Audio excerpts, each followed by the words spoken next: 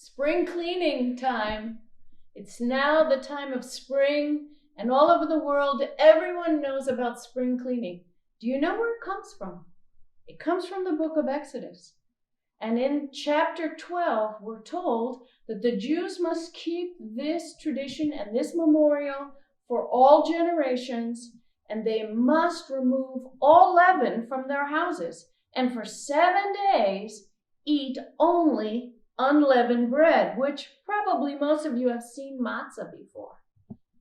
All of this, which is observed all over the world as far as spring cleaning, comes from this picture of the Jewish world being delivered from Egypt and the bondage of slavery, which is symbolic of sin, and being set free and brought into that which was promised to the forefathers, the promised land.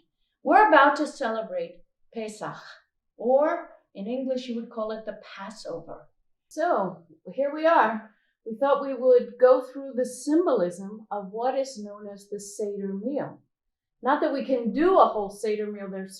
They take hours, and we recount everything that happened in Exodus, and then for Messianics also the giving of what you call communion, or the sacraments, at the Last Supper. But now here we are. Yonatan is going to explain to us the symbolism that we find on the Seder plate and also the matzah, and we're going to just talk about it. So what do we got? So we've got the matzah. We've got 3 matzot in 3 different layers. And the matzah looks like this because when they were escaping from Egypt, they didn't have the time to let the dough rise. No leaven, right. No leaven, yeah. We've got the maror here that symbolizes the bitterness of the slavery in Egypt. That's right. And we've got the charoset, which looks like the cement that they used to build the pyramids in Egypt, that they used when they were in slavery in Egypt, but it is sweet, and so the sweetness symbolizes the hope of the promise of being rescued and taken out of Egypt. Mm-hmm.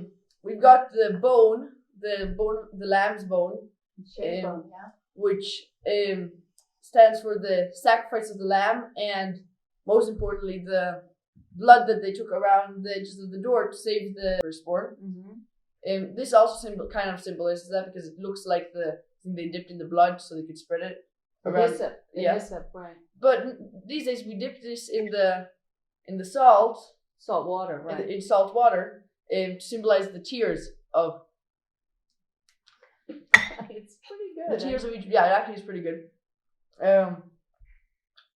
Then we also have this hard-boiled egg, which is also roasted afterwards, and that symbolizes the sacrifice that one would do at the temple at the Beit Mikdash, and also the destruction of the temple. Destruction, yeah. So what's this bag?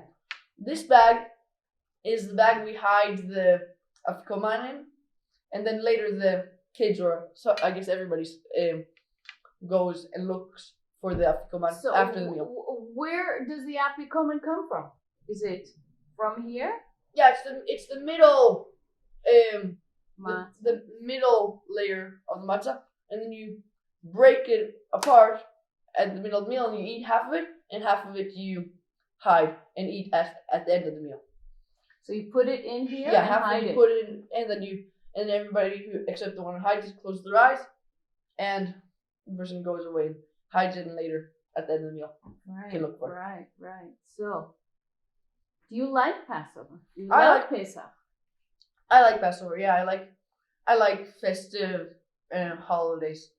So the cleaning ends up with a festive meal and a wonderful celebration that could last for hours.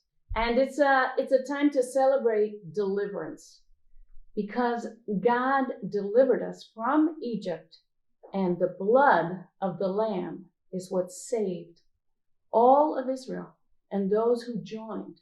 It was the blood on the lintel and the doorposts, the symbol of salvation itself. And remember, the Lord is the Lamb who was slain before the foundations of this earth.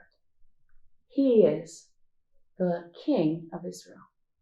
So all of this is symbolic. It's all memory, and we're following the laws of the Bible to observe it again in our generation. And it's all a foreshadow of the greatest sacrifice that ever was.